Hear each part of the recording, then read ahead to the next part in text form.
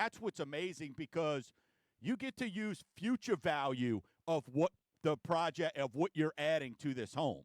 We're giving you future Right. value. Right. I mean, like we talked about, that renovation plan is going to be given to the appraiser, and the appraiser is going to look at the property as if it was renovated. So if you're buying, a house that's in a distressed state, maybe due to a hurricane damage or something, typically you can't get a loan, a regular loan on that house, right? You're looking at some hard money loan or something, which is those rates are incredibly high. Right. So with the renovation loan, that appraiser is going to assume that those things are done. The lender is holding that money post-closing, paying the contractor as the work gets done. So we're ensuring that the property is going to have all of those things done once it's renovated. He also is going to look at comparable sales that are totally renovated. So your grid in your appraisal, that's where they compare your home to other homes. He has to use comparables that are going to be in the same condition as yours when it's finished. Yeah.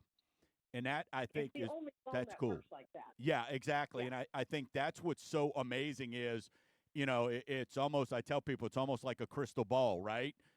You get to look into, hey, here's what your improvements are going to be. Here's what the value is going to be, right? Because, a lot of people think, all right, I'm going to paint the house. I'm going to, add cabinets. I'm going to do this. I'm going to do that. And that's fine.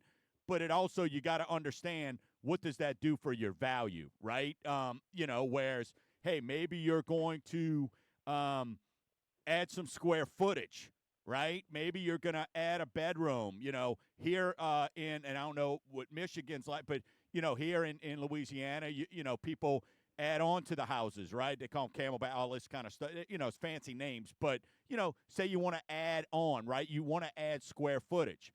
That's the purpose of this loan, right, Sandy? Yeah, I mean, a lot of people will do that. Say you want to be in a certain neighborhood Right. because you have your parents are there and they're going to be your daycare provider during the week while you're working, but all you can find is a 2-bedroom, 1-bath, and you've got 4 kids. You could use a renovation loan to add on 2 or 3 bedrooms, another bathroom, whatever you wanted to do. You can go up, you can go out. We don't limit that. And then that square footage, that future square footage, is what the appraiser is going to use to determine your value.